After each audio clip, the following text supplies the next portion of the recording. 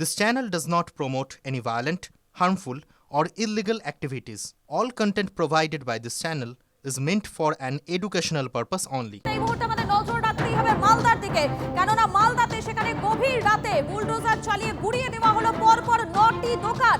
তৃণমূল নেতার মদতে প্রমোটারে দৌরাত্ম অভিযোগ ব্যবসায়ীদের। জাতীয় সড়কের ওপরে থাকা দোকান ভেঙে লুটপাটের অভিযোগ। কাঠগড়ায় তৃণমূল নেতা রাজীব শর্মা ঘনিষ্ঠ ব্যবসায়ী।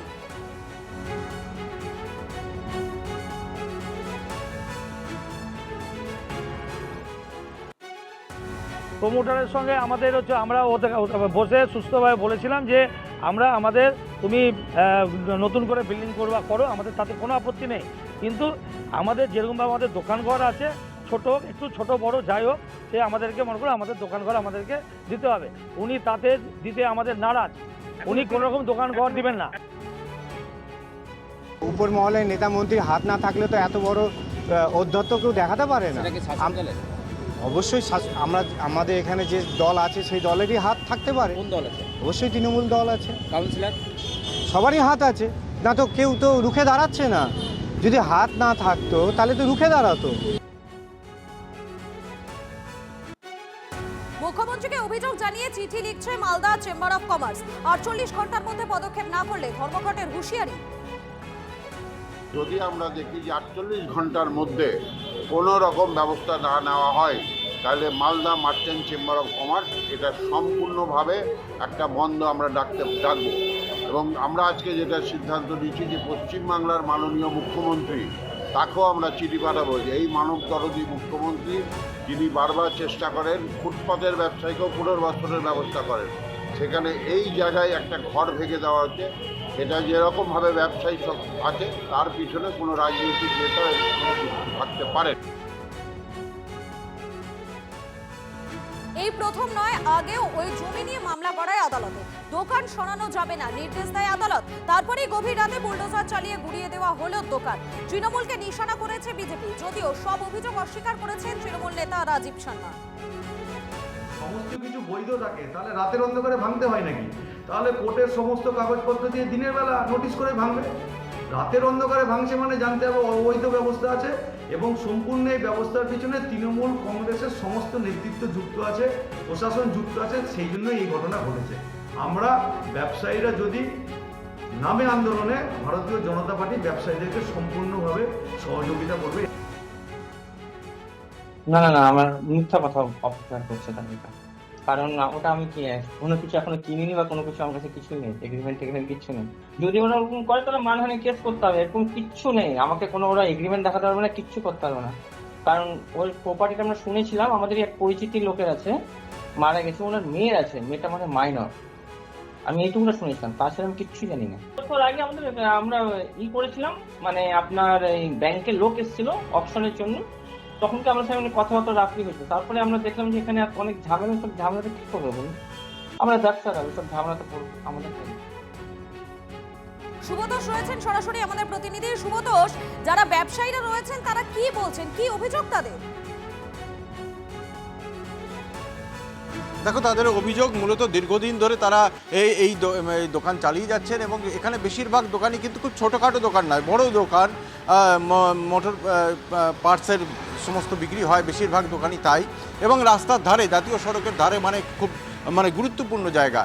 এই জায়গাটা নিয়ে দীর্ঘদিন ধরে একটা সমস্যা চলছিল, এবং এই জায়গা হস্তান্তর বা বিক্রি হয়ে যাওয়ার সম্ভাবনা, এবং সেখানে খুব পাখির চোখ সমস্ত যারা জমি মাফিয়া, ল্যান্ড মাফিয়া থেকে শুরু করে প্রমোটার, তাদের একেবারে পাখির চোখ, এবং তারা কিন্তু প্রত্যক্ষভাবে সেই সমস্ত তৃণমূল নেতার সাথে তাদের ওঠা বসা, ঘনিষ্ঠতা এই সমস্তই রয়েছে।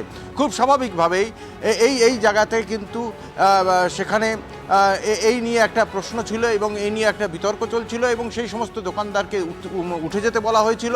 সেটা তারা মানেনি, বিষয়টা আদালত পর্যন্ত গড়ায়। এখনও পর্যন্ত যা পরিস্থিতি, তাতে হঠাৎ করেই সেখানে রাতে এসে, প্রায় রাত নয়, সেটা ভোর রাত বলা যায়, কারণ রাত 2:30টা নাগাদ যারা অভিযোগ করছে তারা বলছেন রাত 2:30টা নাগাদ বুলডোজার চালিয়ে এই 9টা দোকানকে কিন্তু ভাঙচুর করা হয়, এবং একই সাথে ভেতরে টাকা পয়সা জিনিসপত্র লুটপাট চালানো হয়। ফলে রাতের অন্ধকারে কেন প্রশ্ন উঠছে এখানে। এবং সেখানে শুধু তাই নয়, যার বিরুদ্ধে অভিযোগ তার পেছনে নির্দিষ্ট একজন প্রভাবশালী, মালদা শহরের প্রভাবশালী এক তৃণমূল নেতা রয়েছেন এবং তার মদতেই তার মানে তার তার পেছনে একজন প্রভাবশালী নেতার সঙ্গে তার যোগসূত্র রয়েছে, এই অভিযোগটাও কিন্তু সামনে আসছে। আপডেটের দিকে তুমি নজর রাখো, আপাতত তোমাকে ধন্যবাদ।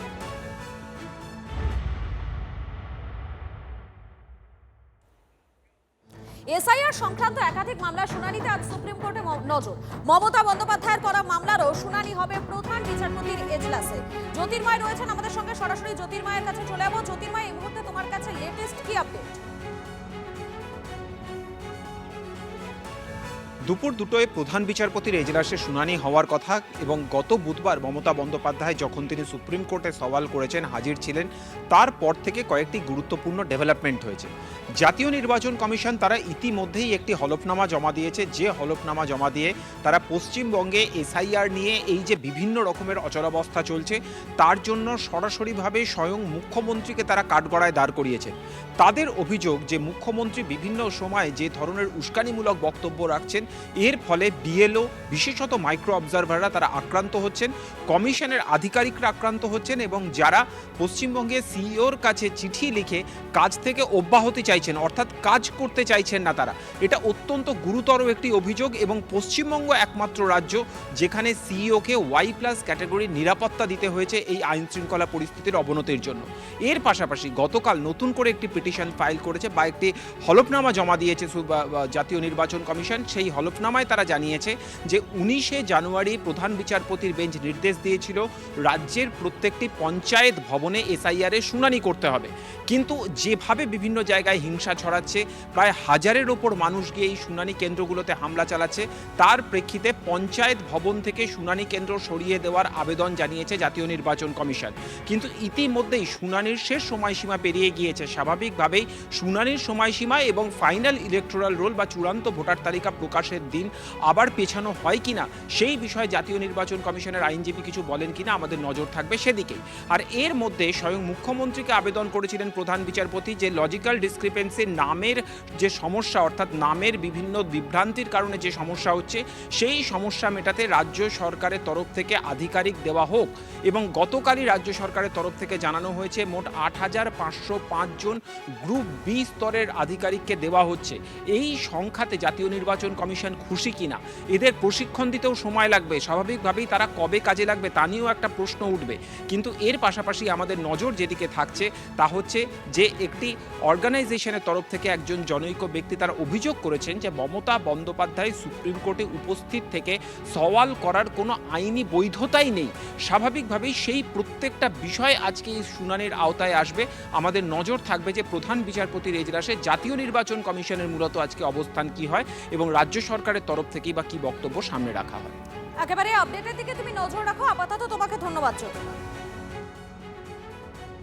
এসআইআর প্রক্রিয়া চলছে, যত চিৎকার চেঁচামেচি পশ্চিমবঙ্গে, পুরো প্রক্রিয়াকে নষ্ট করে দেওয়ার জন্য যা কিছু করার তৃণমূল আপ্রাণ সেই চেষ্টা করে যাচ্ছে। তৃণমূলের এজেন্ডা হচ্ছে যে ভোটার লিস্ট আছে সেই রোহিঙ্গাদের নিয়ে, বাংলাদেশিদের নিয়ে নির্বাচন করতে হবে। এত পাসপোর্ট ইস্যু হয়ে গেছে, পুলিশ ভেরিফিকেশনের দায়িত্ব কার? কেন্দ্র সরকারের নয়, রাজ্য সরকারের। তো সর্বত্র একটা র্যাকেট কাজ করছে। বঙ্গবাসী এখনো পর্যন্ত নিজের ভালো মন্দ বুঝতে পেরেছেন কিনা, এবার ভোটের ফলাফলেই বা ভোটের দিনে সেটা প্রতিফলিত চলছে।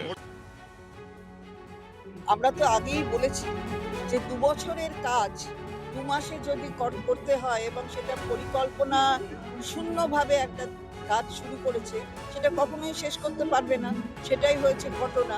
এখন সিইওকে টাইম চাইতে হচ্ছে ইলেকশন কমিশন অফ ইন্ডিয়ার কাছে। তা সেটা কি করবে ইলেকশন অফ ইন্ডিয়া, সেটা কমিশন অফ ইন্ডিয়া, সেটা আমাদের জানা নেই। তো যাই হোক, দেওয়ার হলে দেবে, না দেওয়ার হলে না দেবে, কিন্তু গোটা বিষয়টি অনারেবল সুপ্রিম কোর্টের কাছে আছে, তাই সেই বিষয় নিয়ে আর বেশি কিছু করব। সেই যদি উকিল নিয়ে 1 পয়সা খরচা করে করতেই হয়, তাহলে উনি আগে গেলেন কেন? আমরা যেটা বললাম পুরোপুরি ড্রামা পাবলিসিটি, সেটাই হবে। কারণ রেজাল্ট তো জানাই আছে কি হবে। ওয়েস্ট বেঙ্গল গভর্নমেন্ট বেশিরভাগ মামলাতেই হারে, কারণ মামলার কোনো বেস থাকে না। যাই হোক, এখন মমতা ব্যানার্জির কাছে কোর্ট ছাড়া বাঁচার কোনো রাস্তা নেই।